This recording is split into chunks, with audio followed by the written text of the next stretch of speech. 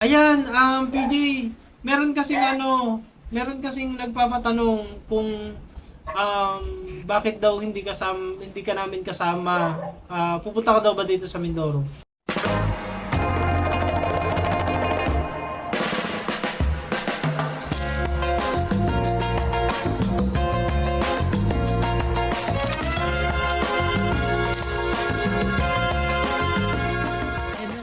Magandang araw po sa inyo lahat mga kababayan. Ngayong araw na ito ay nandito po ulit tayo sa lugar ni na Defree. At alam niyo po ba kung bakit? Kung ano yon, malalaman po ninyo kaya samahan po ninyo kami. Let's go! Ayan. Dito tayo sa... Tignan mo na ang lupa ngayon. Nung huling punta po kasi namin dito ay sobrang sobrang basa. Ayan si tatay. Hello po tatay. Kumusta po kayo? Kumusta po? Okay naman po kayo? Ayan. Si Defree po ba ay nandyan na? Wala pa. Wala pa. Ayun, wala pa po pala si Defree dito. Sinundo po. Ayan, so maghintay lamang po tayo ng sandali para makausap po natin si Defree. Galing daw po kasi ng simbahan si Defree.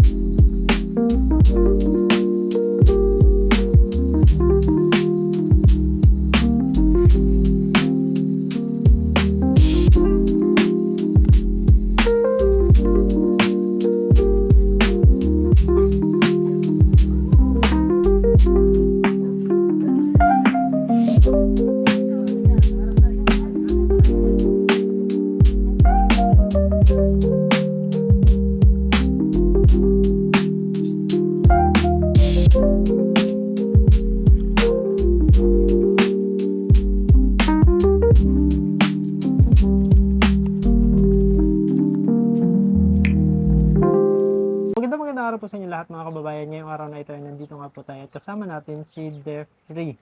Si Defree ay saan ka nanggaling kanina? Sa bahay po naman. Ay, sa Santa Cruz po. Santa Cruz? Anong meron sa Santa Cruz? Nag-attend po sana ng joint fellowship. Kaso po, hindi po natuloy. Hindi natuloy. Kaya nakauwi ka din, kaya Opo. nakabalik ka din kaagad. Ano ba yung religion niya? Born again po. Born again. Opo. So, every nagpupunta kayo doon? Parang every Ngayon pa lang Saturday? Ngayon pa lang po. Mag-start pa lang. Pero, ibig sabihin hindi ka masyadong active na born again dati. Ngayon pa lang po kami na-invite doon sa Santa Cruz. Pero Taga dito po talaga.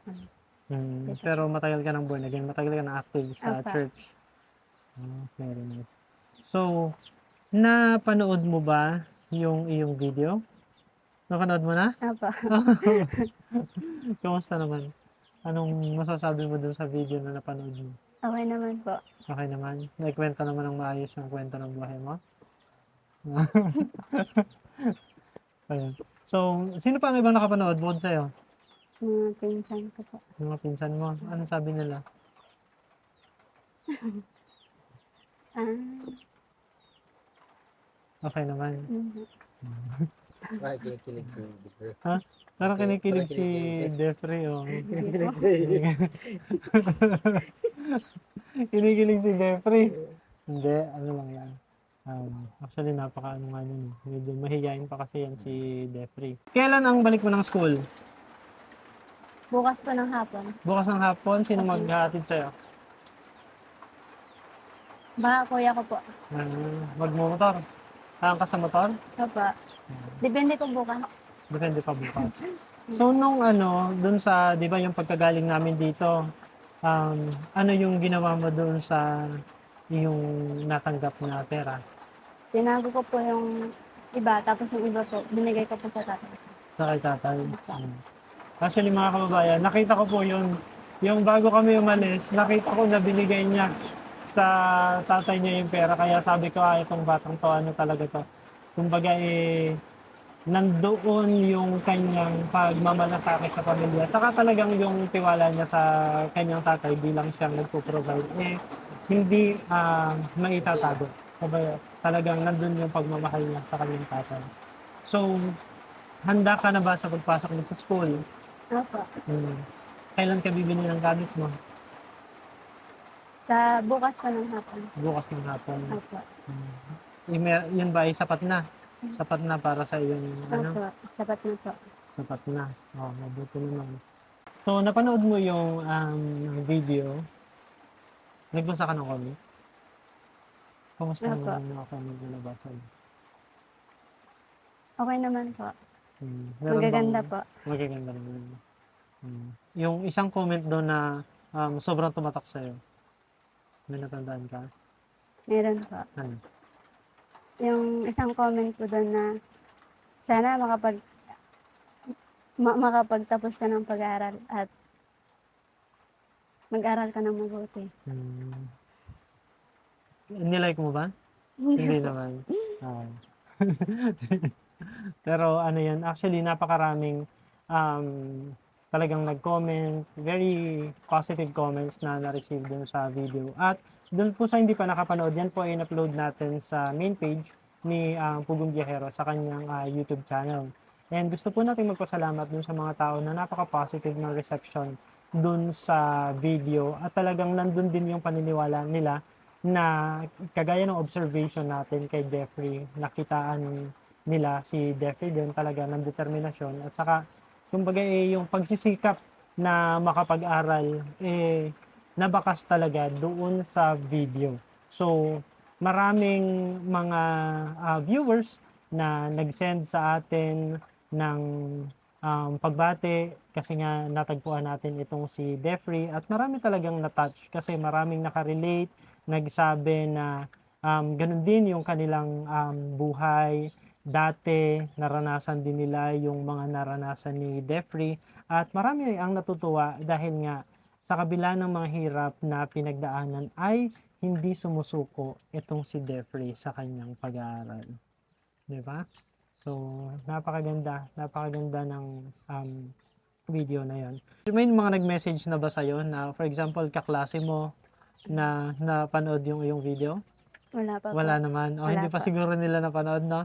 Hindi pa nila alam. Kasi first time na, ano po yan first time na mapalabas yung kanyang istorya. Wala pang isang araw mula nang napalabas yung kanyang istorya, pero nagbalik na kami dito.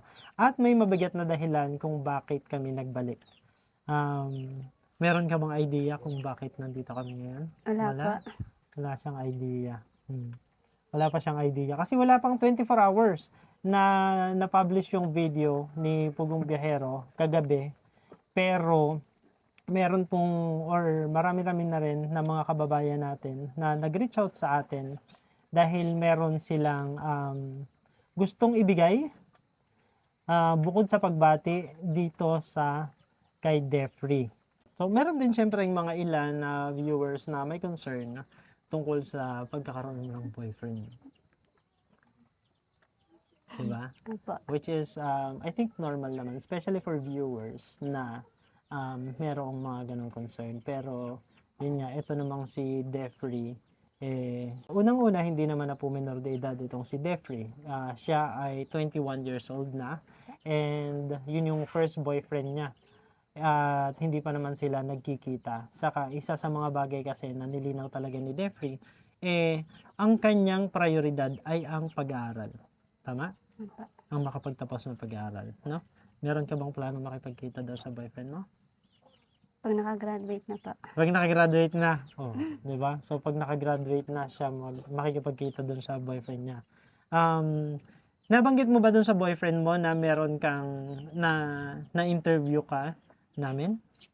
Ano ang sabi ng boyfriend mo? Sabi niya po, maganda. Hmm, sabi niya? Okay. So, yung boyfriend po kasi ni Defrey ay fellow IP niya. Pero yun po ay nasa kabilang bahagi ng Mindoro, sa Oriental Mindoro. Ano? Pero yun po ay nag-aaral din. Kagaya niya, ay nagsisika pa rin sa pag-aaral. Kaya maganda, kung kaya, nasa ka na kayo magkita. Pinigilan ng pagkikita. Pero I mean kasi, ang focus nga ay ang pag-aaral. Apa. 'Di ba? Ayun naman. Kung sakasakali na paano kung magkaroon ng, halimbawa makagraduate ka, magkaroon ng oportunidad na magtrabaho ka sa ibang lugar o sa Maynila o kaya sa ibang bansa, ikaw ba ay open sa mga ganong Apa. possibility? Open ka naman sa ganon. Bakit? Kung maganda naman po yung trabaho doon. Mm-mm. Saka yung kita po, okay din po. Mm. Ayan. So, syempre palagi nating iniisip din yung kikitain, ano? Kasi para, Para may pang gastos po sa araw-araw. Saka, para na rin po sa future. yeah. Kung halimbawa bang magkakatrabaho ka, makakatapos ka ng pag-aaral, magkakaroon ng magandang sweldo, balak mo bang magpatayo ng bahay? Opo. Saan ka magpapatayo ng bahay? Dito po. Dito. Para Bahay po ng pamilya ko po. bahay ng pamilya mo, ano? Opo. Ayan. Kasi ano siya family-oriented. Itong si Defrey. And marami ding mga family-oriented na nakarelate dun sa kanyang storya. So, gaya ng nabanggit ko kanina, meron pong ilan na, actually hindi nga ilan medyo marami-rami din na nag-reach out sa atin. Nagtanong sila kung paano sila makakapagbigay ng tulong dito sa kay Defrey. Hindi ko pa po, late ko na na-replyan yung iba na sabi sa kanila kung paano makakapagbigay ng tulong. Pero, dun sa mga ilan na na-replyan ko na, meron na kaagad bumalik. And, actually, ang ganda talaga ng mga messages nila. Kasi sabi nga nila, halimbawa yung isang viewer natin, ang sabi niya, nung pagising niya ng umaga and napanood niya yung video, talagang umiyak daw siya. Kasi na-appreciate niya kung paano sa kabila ng mga challenges o yung hirap na nararanasan, nagpapatuloy itong si Defrey. Ayan. So, gusto po nating magpasalamat. Ito muna. Una ay gusto po nating magpasalamat kay Ma'am Redemption Siddiqui. Si Ma'am Redemption Siddiqui, kung matatandaan niyo po, ay siya din yung isa sa mga sponsors natin dun sa pabahay naman na ating ginagawa para dun sa mga katutubo doon naman sa amin sa Talawtaw. Pero nagsabi siya sa akin kanina na gusto niyang magpaabot ng tulong dito sa kay Defrey sa kanyang pag-aaral. Ayan. So, gusto kong ibigay ito sa iyo. Ito pala.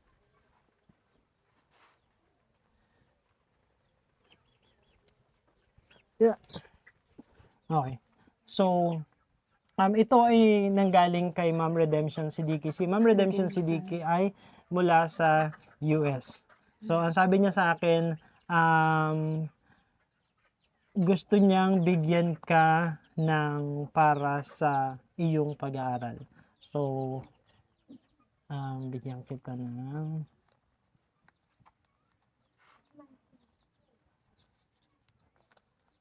ayan, so pakibilang mo nga daw. Definitely.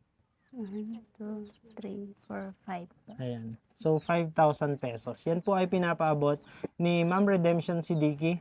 Yan ay para sa iyo, para makatulong sa iyong pag-aaral. So, ano yung gusto mo sabihin kay Ma'am Redemption? Hi ma'am, maraming salamat po sa blessings. Sana po ay mas marami pa pong pagpapala ang dumating sa inyo. Maraming salamat po. Ayan. So, Ma'am Redemption, maraming salamat po.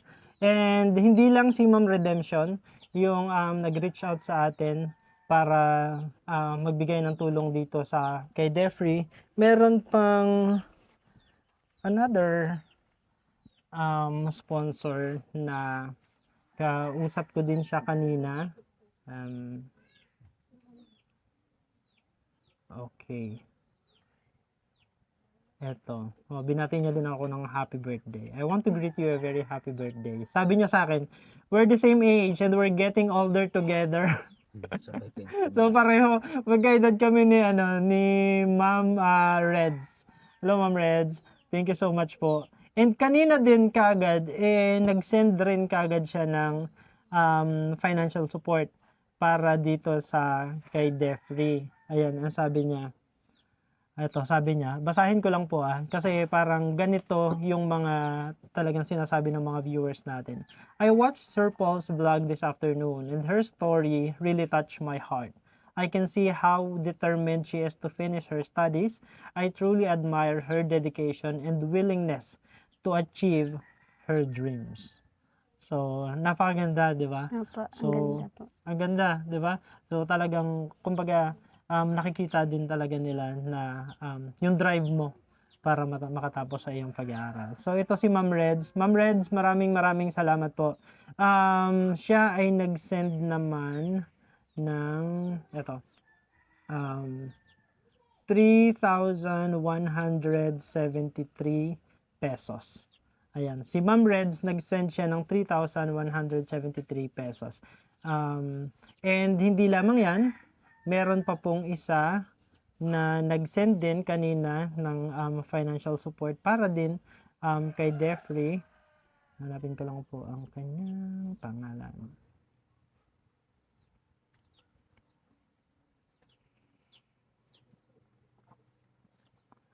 Eto. So, eto naman si Tita B.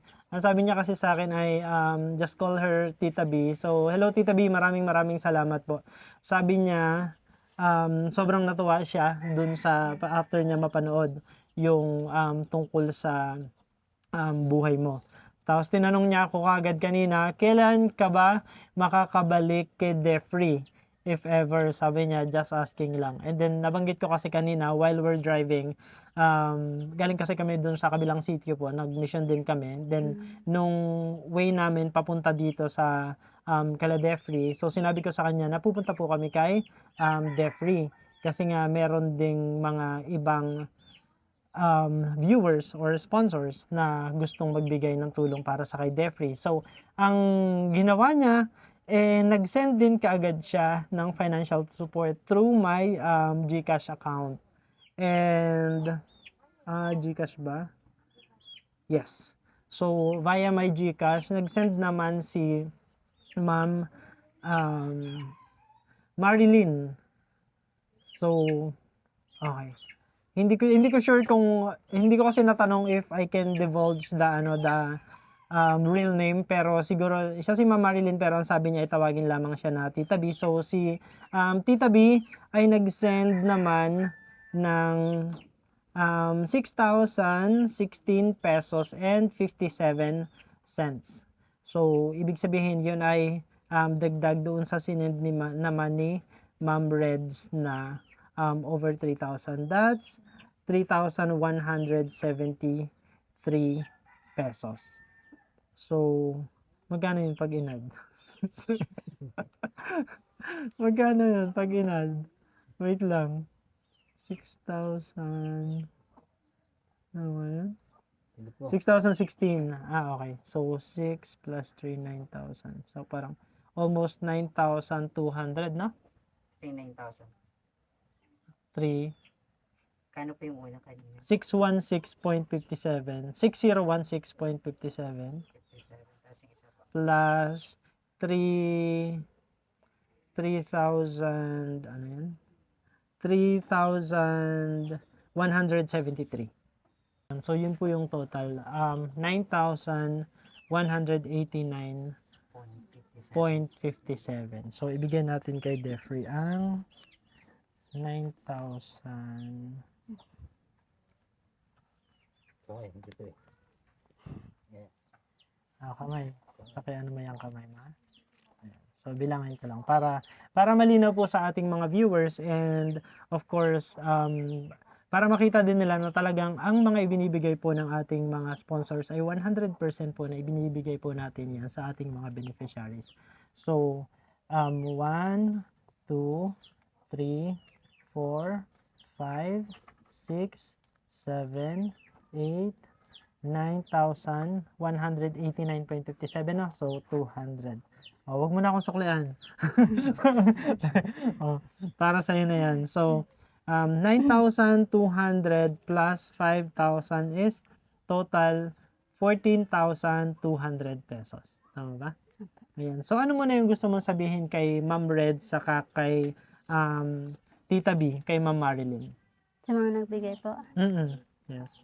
Hey ma'am, maraming salamat po dito. Gagamitin ko po to sa tama. Maraming salamat po. At ikaw ay mag-aaral na mabuti. ha? Opo, mag-aaral pa ako ng mabuti, promise po. Ayan. So, yan ba ay makakatulong sa iyong mga sa iyong allowance sa mga susunod na buwan? Opo, 'Di ba? So imagine po mga kababayan, si Jeffrey sabi niya nga, yung 1,000 na binibigay ni tatay niya sa kanya nitong mga nakaraang taon, kaya niyang pagkasyahin in a month. 'Di ba? Bumibili lang siya ng mga kailangan niya, sabon o yung kailangan sa sarili, and then the rest is binabudget niya na para dun sa kanyang allowance. At nakaka-survive siya nun. Pero dahil sa mga viewers po natin, sa ating mga kababayan na merong mabubuting kalooban, ayan, at siya ay nakatanggap ng 14,200. And yan po ay ibig sabihin lamang po niyan, talagang napakaraming mga kababayan natin na naghihintay lamang ng tamang tao para tulungan. Dahil sa totoo lamang, ang dami po talagang willing tumulong. Ang question lamang doon ay kung meron bang mga bata na talagang pursigido, determinado, gusto makapagtapos ng pag-aaral na matutulungan. At nagpapasalamat po ako kasi they're thankful as well sa atin, no, sa PBT Mindoro. Sabi nila, thank you sa inyong effort, thank you kasi natagpuan ninyo si Jeffrey. Ayun. Which is nakakatuwa, 'di ba? Kasi gaya nga nung sinabi natin nung nakaraan, si God yung gumagawa niyan. Yan lahat ng nangyayari, it's all because of will ni God yan. Yung nangyayari, yung panahon, yung lahat ng mga bagay, will ni God yan. Kaya sobrang nagpapasalamat po tayo dun sa mga sponsors na nagbigay ng financial support dito sa kay Jeffrey. No? Ayan. Masaya ka ba? opo, sobra po. Sobra. So, anong gagawin mo dyan sa pera mo? Itatabi ko po Mm-mm. yung iba. Mm-mm. Yung iba po, ibibili ko po ng Nang kailangan dito sa Opo. sa bahay, no? Opo. Para sa, kasi ano siya kumbaga syempre inaalala niya yung tatay niya, no? Diba? So yun. Ayan, so that's 14,200 pesos. And masaya na siya. Masaya ka. Opo, sobrang saya po. Ngayon lang pa ako nakahawak ng ganito kalaki. Really? Opo, sa buong buhay ko po. Sa buong buhay mo? Wow. So, bago mo nahawakan yan, magkano dati yung pinakamalaking nahawakan mong pera? 5K po. 5K. Yun na yung pinakamalaki. Opo, pag nag-pay out yung 4 piece yung tatay ko po. Sa 4 Pero days. hindi po sa akin. Hindi sa'yo. Nahawakan niya lang, pero hindi po yung kanya. Yun yung payout nung sa 4 piece, ano. Ayan. And masaya si Jeffrey doon sa kanyang natanggap. Pero, alam nyo ba mga kababayan na hindi lamang yan ang ating daladala ngayong araw. Kay Debri, siguro in the future baka makita tayo Oy. na tomorrow